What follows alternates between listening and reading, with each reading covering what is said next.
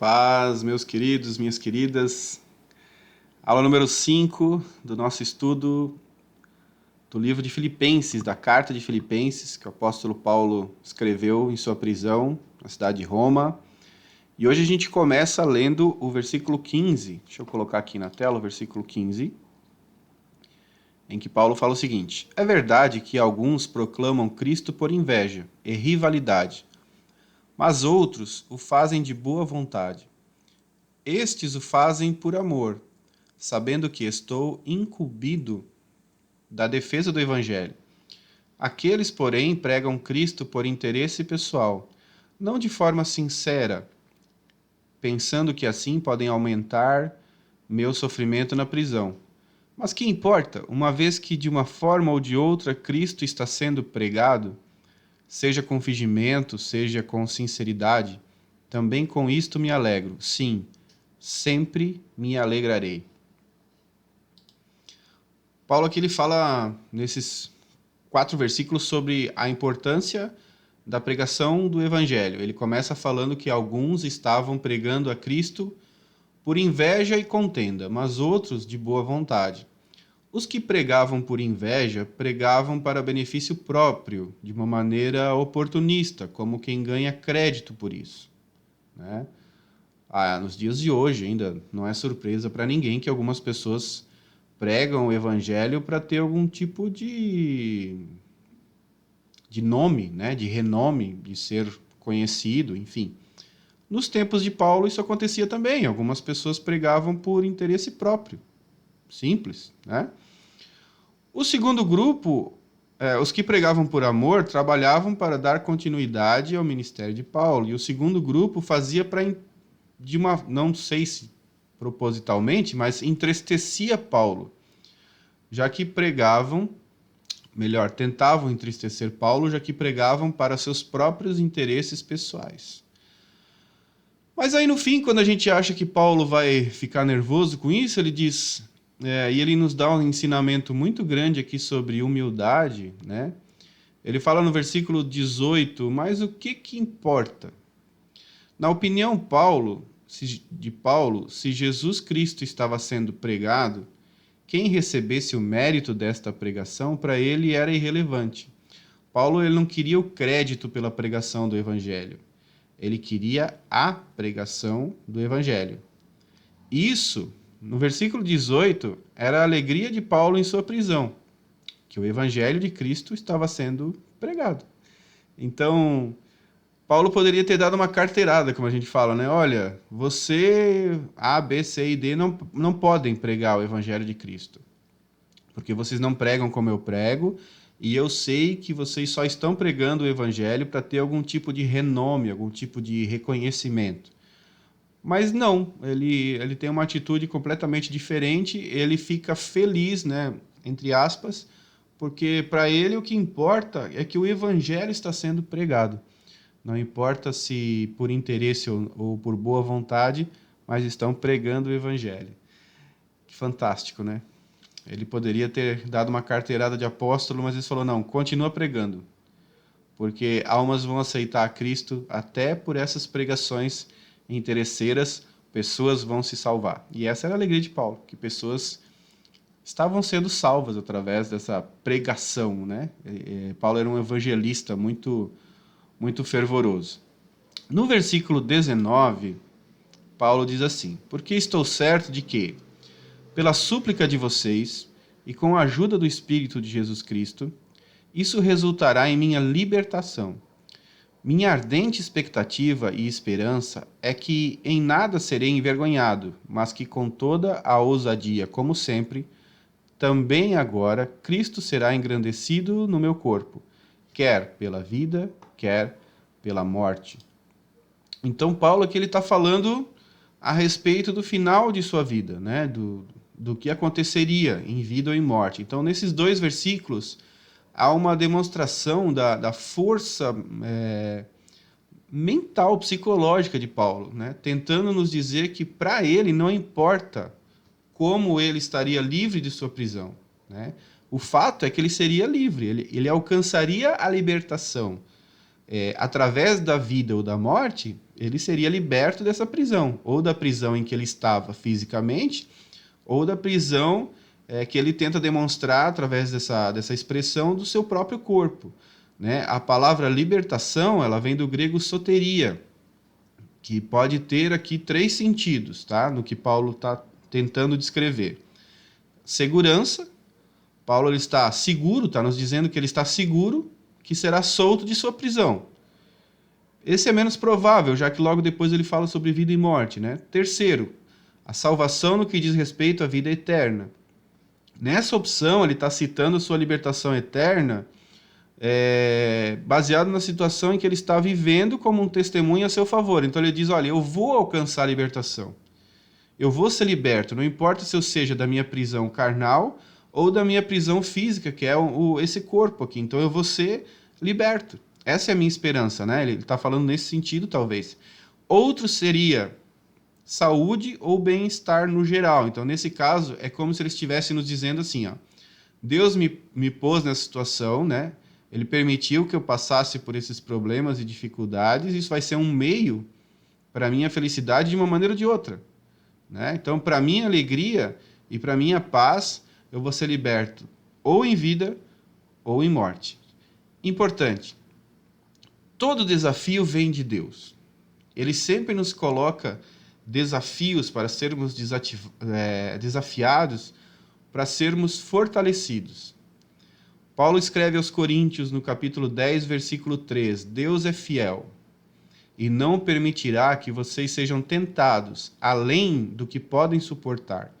Pelo contrário, juntamente com a tentação, proverá livramento, para que vocês possam suportar. Paulo também reconhece que as orações dos irmãos resultariam em sua libertação. Então aqui tem 2 detalhes muito importantes. Toda tentação que Deus permitir em nossa vida, Ele vai nos permitir o livramento. 2, até o apóstolo Paulo pede oração. O apóstolo Paulo, com O maiúsculo, apóstolo Paulo, pede oração para os irmãos. Então, por que nós, não que ele seja maior do que nós, não é isso que eu quero dizer, mas então por que nós não aprendemos esse hábito dele, de entender que toda tentação ela vem com um livramento, né? Toda tribulação, toda tentação, tudo que vem de Deus para nos fortalecer, o próprio Deus ele nos dá uma porta, uma maneira de nós sairmos dessa situação. E por que nós não pedimos oração no meio dessas situações, né? Por que nós tentamos passar pelas situações com nossas próprias forças, com a força do nosso braço, né? Por que nós não aprendemos com esse exemplo do apóstolo? E também a presença do Espírito Santo, né? Em toda essa situação, Paulo tem uma esperança. A palavra que ele usa, a grega, para esperança, aqui é muito interessante. Aliás, nunca ninguém tinha usado essa palavra antes, talvez até foi uma criação dele mesmo. É a palavra, eu vou cuidar para não errar, apokaradokia, né? Apokaradokia. Apo significa fora de. Cara significa cabeça. Dokein, olhar. Então, apokaradokia significa olhar ardente, concentrada e persistente, que se separa de qualquer outra coisa para fixar o seu olhar, né, o seu objetivo naquilo que você deseja. Então, essa era a esperança de Paulo. Ele estava focado, né? Resumindo, a esperança de Paulo é que nunca se veja reduzido, nunca que ele seja reduzido ao silêncio por vergonha ou por medo ou por algo que possa envergonhar o evangelho. 2 coisas poderiam reduzi-lo a esse silêncio, por vergonha, né? A covardia poderia fazê-lo calar, poderia fazer parar de falar sobre o evangelho por ser covarde. Isso, na opinião dele, seria uma vergonha, uma pessoa que não prega o evangelho por covardia. A outra, a ineficiência e a inutilidade de sua obra poderia privá-lo do direito de falar. O que isso quer dizer? Que Paulo ele tinha uma preocupação que a sua obra fosse importante, que aquilo que ele fazia por Cristo fosse impactante na vida das pessoas. Portanto, Paulo, de uma maneira corajosa, ele assume que o resultado de sua obra precisa ser sempre Cristo glorificado. A nossa obra precisa ser sempre Cristo glorificado. Se com a sua vida ou com a sua morte, não importa, desde que Cristo seja glorificado. Então, se ele precisar da sua vida, né? Se nós precisarmos darmos a nossa vida para que Cristo seja glorificado, e em vida ou em morte, é isso que importa. Aqui está a nossa responsabilidade como todo cristão. Uma vez que escolhemos a Cristo e nos tornamos membros de sua igreja, estamos nessa condição de conduzir toda a glória para Cristo através da nossa conduta, né? E aí fica a pergunta: estamos envergonhando ou estamos glorificando? Paulo tinha essa preocupação de que a vida dele não fosse uma vergonha para Cristo. O apóstolo Paulo tinha essa preocupação de viver de uma maneira com que a sua vida não envergonhasse a Jesus Cristo, mas que sempre a sua vida glorificasse a Jesus Cristo. E aí no versículo 21, ele fala um versículo que a gente aprende desde lá da escola dominical, né? Porque para mim o viver é Cristo e o morrer é lucro. Entretanto, se eu continuar vivendo, poderei ainda fazer algum trabalho frutífero. Assim, não sei o que devo escolher. Estou cercado pelos dois lados, tendo o desejo de partir e estar com Cristo, o que é incomparavelmente melhor, mas por causa de vocês é mais necessário que eu continue a viver. E convencido disto, estou certo de que ficarei e permanecerei com todos vocês, para que progridam e tenham alegria na fé. Desse modo, vocês terão mais motivo para se gloriarem em Cristo Jesus por minha causa, pela minha presença, de novo, no meio de vocês. Então, nessa parte aqui, nessa seção da sua carta, ele diz algo muito forte. E essa frase forte que ele disse aí ecoa até hoje, né? Ele fala: para mim, o viver é Cristo e o morrer é lucro. É uma frase assim, nossa, que poucos teriam coragem de dizer na prisão, né? Numa cadeia. Quando Jesus o encontrou naquela estrada a caminho de Damasco, Paulo nasceu novamente para uma vida inteiramente nova. E também o final dessa vida nova tem como prêmio a vida eterna com Cristo. Então, por isso ele tem essa certeza, né? Ele viu Cristo lá em Damasco, ele tinha a caminho de Damasco, ele tinha certeza que o viver é Cristo, o morrer é lucro. Em outras palavras, eu estou com Cristo, eu estou bem, eu estou feliz, estou preso, mas estou feliz, né? O morrer é lucro, ele fala que a morte é a porta de entrada para uma presença mais próxima de Cristo. Então, ele não estava preocupado com a morte, porque ele sabia que a morte era a morte do nosso corpo físico, mas o seu espírito estaria com Cristo. Então, por isso que ele dizia: morrer é lucro.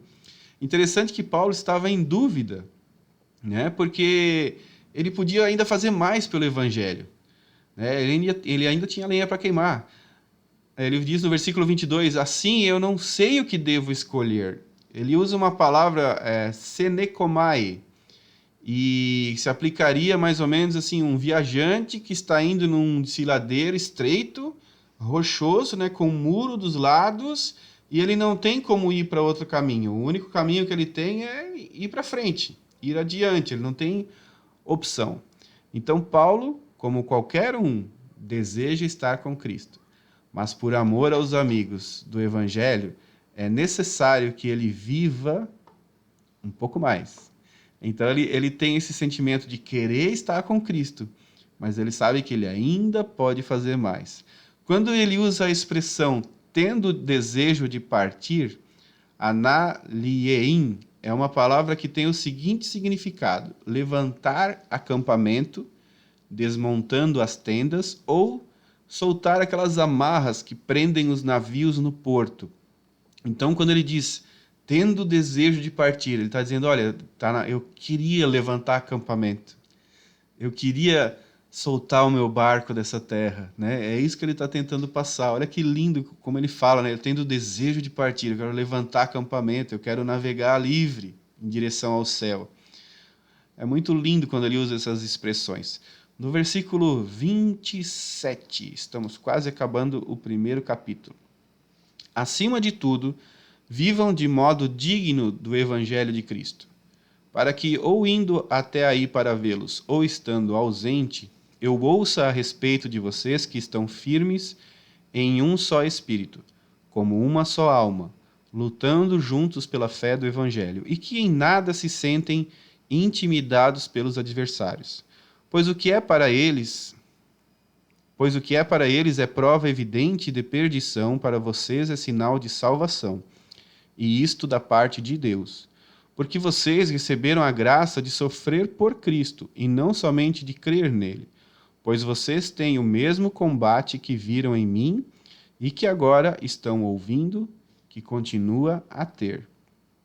Então agora no final do primeiro capítulo, né, ele vai fechando essa sessão falando sobre sermos cidadãos do reino. Ele fala, é essencial que vivamos dignamente conforme a nossa confissão de fé. Ele diz no versículo 27, vivam de modo digno do evangelho de Cristo. Como cidadãos romanos, os filipenses e Paulo sabiam dos direitos e deveres de conduta dos romanos. E é esse jogo de palavras no grego que ele usa para exemplificar que, da mesma maneira que eles têm uma cidadania romana, eles têm uma cidadania celestial, uma cidadania cristã. E como cidadãos cristãos, eles também têm direitos e deveres, eles têm um tipo de conduta como cristãos que deve ser seguido. Por isso que ele diz, vivam de modo digno do Evangelho de Cristo.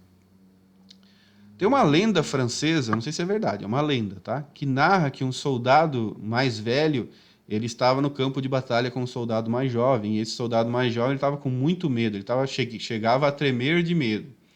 E esse soldado mais velho, ele estendeu a mão para o mais novo e disse assim, venha filho. E ele disse, você e eu faremos algo grande pela França. Né? Não sei se é verdade, é uma história bonita, né? Mas é como se Paulo dissesse aos filipenses assim, olha, para vocês, a minha batalha continua. Façamos algo grande para Cristo.